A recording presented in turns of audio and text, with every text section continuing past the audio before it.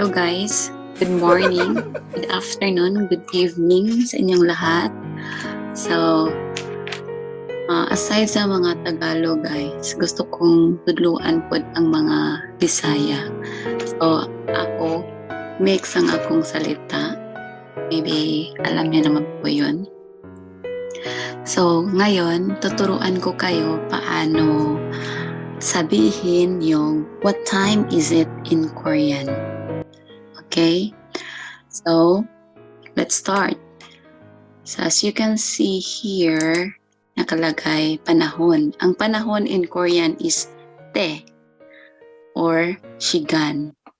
Sana alam nyo na yung paano pagbasa ng mga Korean letters and words. Pag hindi nyo pa alam, balikan nyo po yung previous lesson ko. Okay? So, you must know these words. Panahon is shigan or te. And then, segundo in Korean is cho. Cho. And then, minuto in Korean is bun. And then, oras is shi or shigan. Oras is shi or shigan. Okay, shigan. Yun, shi. Okay, so let's move on. So dito, what time is it? What time is it in Korean is 몇 시예요. 몇 시예요. So 몇 is what? 시 is time. So 예요, dito na yan siya sa mo is it. 몇 시예요. Okay? So ito siya guys is karaniwang ginagamit sa atin, di ba, yung po, paggalang, po, opo. Sa kanila naman, pag may you, paggalang din yan. Pero, i-insert ko lang ito. Di ba, i.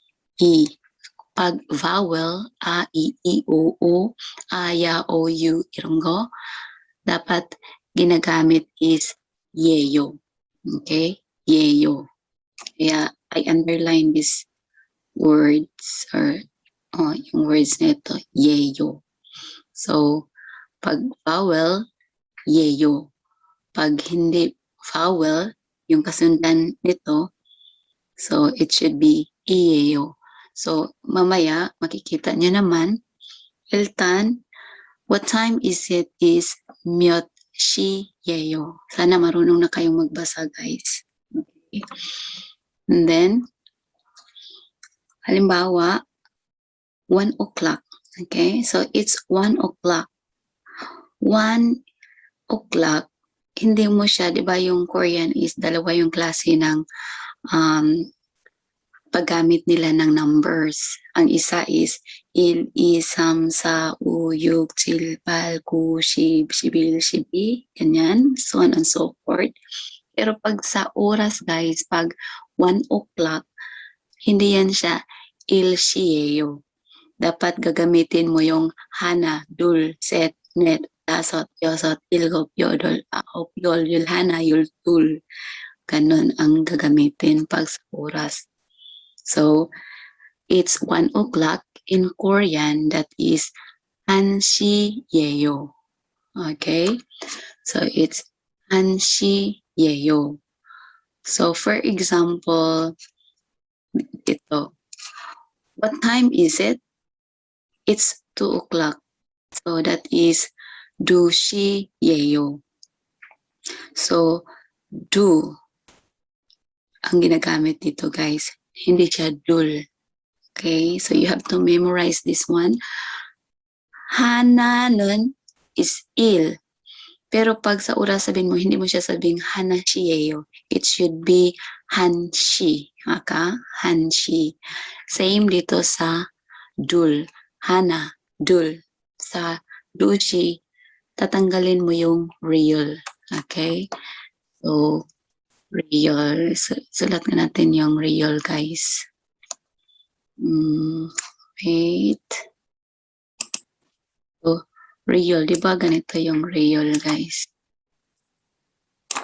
Ganyan. Hindi makita. Okay, ito. So, real is ganito siya, di ba? Ganyan. Ganyan. So, yan is real. So, ang hana, di ba pag ganito siya, hana, joke lang, mahirap mag ha, na, yung number 1 or 1 sa English. So, in Korean, that is hana. Pero pag sa oras, guys, di ba, hana, hindi pwedeng tanggalin mo lang itong na to. Ganito ang pagsulat ng hanshi. Ganyan. Ganyan. Baba yung N. Okay. So, han, marami. So, hanshi yeyo, 1 o'clock. Tapos, dito naman, erase natin. Sa pangalawa, dushi. Okay, so dushi siya, guys. Hindi mo siya pwedeng sabihin na dulshi. So, do. Ayan. Ayan siya nasasulat ko, guys, kasi mahirap gamitin. So, dul yung 2 sa atin. Pero, pag sa oras, guys, hindi na to ginagamit. Inura or inaalis yung R. So, wala na tong R. So, sasabihin mong do itaga, do shi. Okay? Do shi yeyo. Tapos ito, yeyo. Yeyo. So, do shi yeyo. Okay?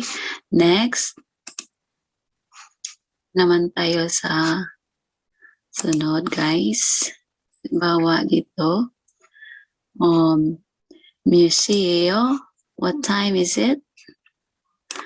Dito naman, same lang kanina, guys. Hindi siya set. Kasi yung 3 is set, diba? Hana, dul, set. Ganyan yung sulat ng 3. Pero pag sa time, tinatanggal yung shiyot. Ito, shiyot. So, wala na itong S, guys. It should be se, shi, yeyo. Okay? So, pag ganito na siya. Se, shi, yeyo. It's 3 o'clock. Okay? Next.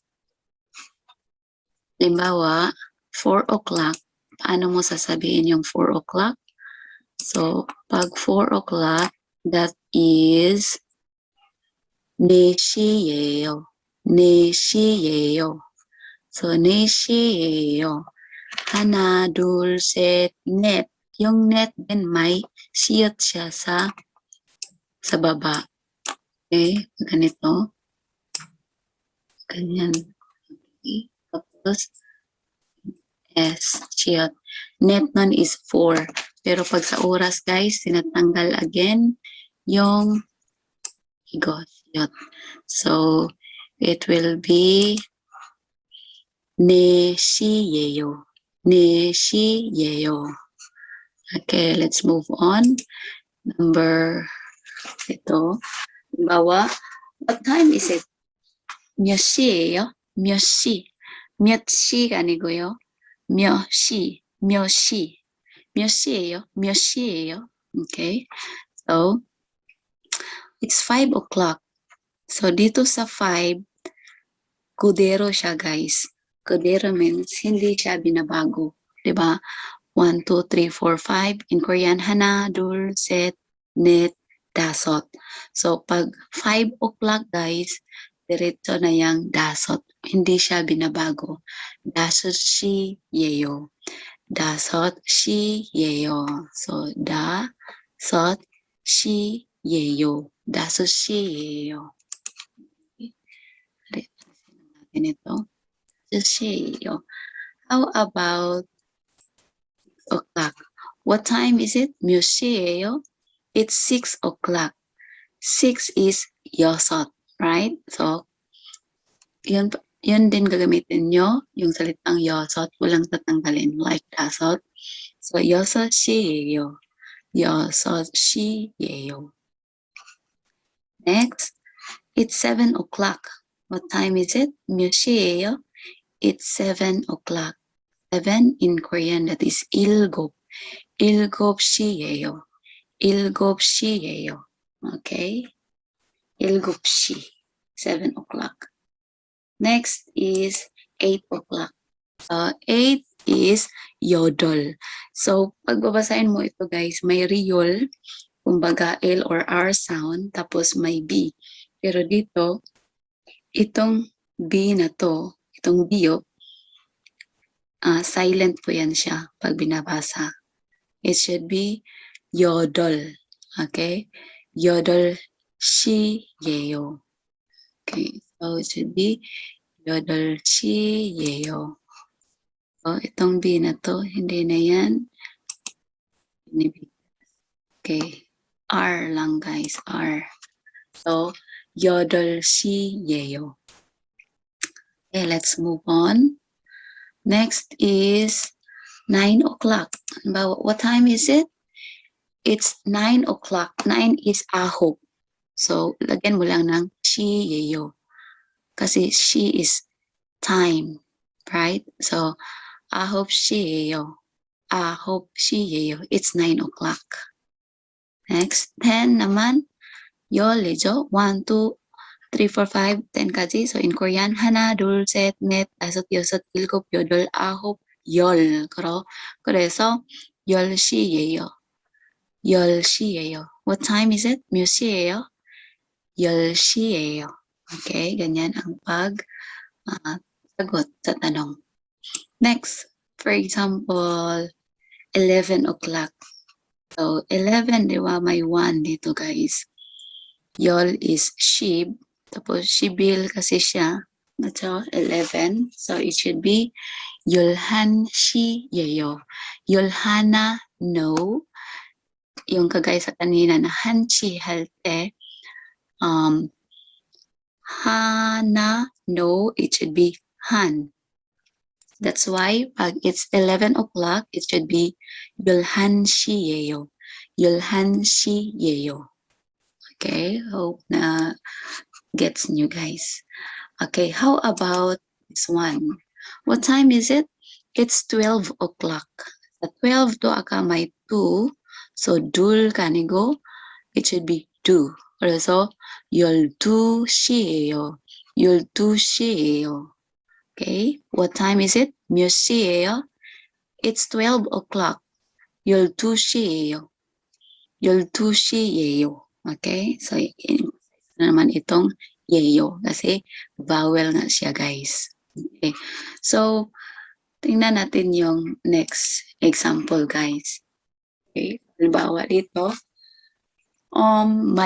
may minutes siya guys. Okay, so pag sasagutin mo tong what time is it and then it's 12:30, that is 12시 반이에요. As you can see here, may neon siya guys. So that is consonant. So since consonant siya guys, ang gagamitin nyo, not yeyo. Okay? So, eyo. So, 12시 반이에요. Kundi, may N dito guys, tapos may vowel E. So, what are you going to do there is, idugtong nyo yung pagbasa guys. Should be, 12시, dami, sulat natin. Okay, basta ganyan, kasulat guys. Dapat siya ban, di ba? Tapos, vowel kasi ito guys dito. Yung pag-pronounce lang guys, ang pagsulat, pronunciation lang. So, bani, eyo. Okay, bani, eyo. Lisod means ang hirap. Okay. So, ang pag-pronounce niyan guys is hindi Yultushi ban iyo. It should be Yultushi baniyo. Baniyo. Okay? I-connect mo yung consonant at saka vowel. Mostly ganun naman talaga ang pag-pronounce. Yun yung rules nila guys. So for example, ganito. Ganito ang pagkasulat. Hindi ginagamit yung ban. Ban kasi guys in Korean that is half. Kaya 12 half. Ganyan siya no. So, Yultushi ban. Kaya ban ang ginagamit. Yultushi ban iyo. Okay? So this time, how about yung ibang term na gagamitin mo? Hindi mo gagamitin yung ban. So, gagamitin mo yung 30. So, yung 30 is samshib. Okay? 30 is samshib. Tapos, di ba, yung minuto kanina is bun. Kaya, 30 minutes. Kurum, 12 o'clock, 30 minutes. 12시 30분이에요. Okay? 12시 30분이에요. Okay? So, ganyan yung pagkagamit ng iyo at saka kanina na yeyo, guys. Okay. So, how about pag ganito, guys? Okay. 32 minutes siya. Pag minutes, guys, huwag niyong kalimutan na hindi niyo gagamitin hana, dulcet, ganyan. Sa hour lang yun siya ginagamit. Pero pag sa minutes, yung il-isam sa uyog ang ginagamit. Okay? So, halimbawa, what time is it? Museo, it's 12:32. Kung pag ganito, yultusi, samshib, di ba yung yung 2 is E. So, that's why, samshibi kadinunggoyo. Nagiging samshibi. So, what I've said a while ago, yung biyok dito, i-connect mo sa E. Kung nagiging samshibi. Okay? So, gets niyo guys? Halimbawa, dito, samshibi. Yung shib, yung pagka-pronounce niyan is E, E, B. Okay? Yung pronunciation ganito. Pag dito is vowel. So, yultushi samshibi, samshibi bun. Ito. So, yungel mo to dito. Yungel means connect. So, yungel mo din ito dito. So, ang pagbasa niyan is yultushi samshibi buneo. Yultushi samshibi buneo. Okay. So, sana naintindihan nyo guys. Ito pag sa hour, sa oras, sigan, so ginagamit is hana dulcet net. Tapos, pag minutes, at saka cho. Cho means second. So, second. So, gagamitin mo yung numbers na il-isam sa OU. And so on and so forth. Okay? So, para ko lang ito guys. So, paano naman isulat itong sentence na ito? So, try natin isulat guys kahit mahirap gamitin itong mouse. Pero try pa rin natin isulat. So, dito, myoshi. This niyom is M in English. M sa atin. Dami, yo, ganyan. Dami, chiyat. So, pagbasa niyan is myot. Myot. Myot. So, pag sulat natin, ganyan siya guys. Myot. Tapos, shi. Myoshi, eyo. Myoshi, eyo. What time is it? Okay, what time is it? And then, yung pagsulat ng she is, di ba pa ganyan? Naalala niyo pa guys? Yeyo. Ganyan. Ganyan. Pa ganyan. Myesi yeyo.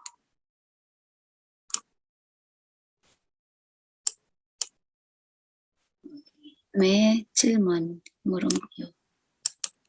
Okay, so what time is it in Korean? That is 몇 시예요인데 i-connect mo ito siya guys. 몇 시. Kumbaga, yung T na to, parang wala na yan siyang sound. 몇 시. Okay? 몇 시예요? 아니고 몇 시예요? So itong T na to, nawawala yung sound niya. 몇 시예요. 그다음에 it's 12:32. By the way, so lagyan natin itong sample na ito guys ng halimbawa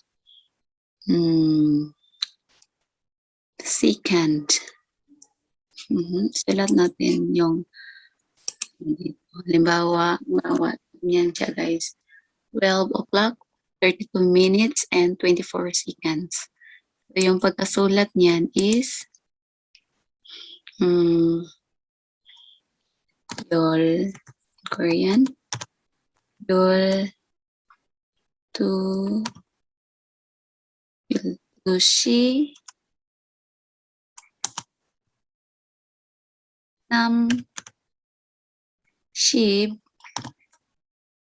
32 분. Minutes, minuto is bun. Tapos 24 seconds is ishib. Ishib is 20. Tapos 4 is sa. Sa. Kundi seconds siya guys. Segundo. So, lagay mo. Okay. So, it's 12:32 minutes and 24 seconds. That is 12시 32분 24초. Okay, 24초. Kadami, di ba? Cho ang dulo, guys. Okay. Cho ang dulo. So, yung gagamitin mo is yeyo. Yeyo. Okay. Di ba ito vowel? So, dapat yeyo. Pag dito consonant, iyeyo. Iyeyo. Pag vowel, yeyo. Okay. So, yan lang siya kadali, guys. I-review natin. Pag halimbawa, 12:32, 12시 32분이에요. Okay? 32분이에요. 그 다음에 pag 여기는 32분. 분 kasi consonant, nagiging i예요.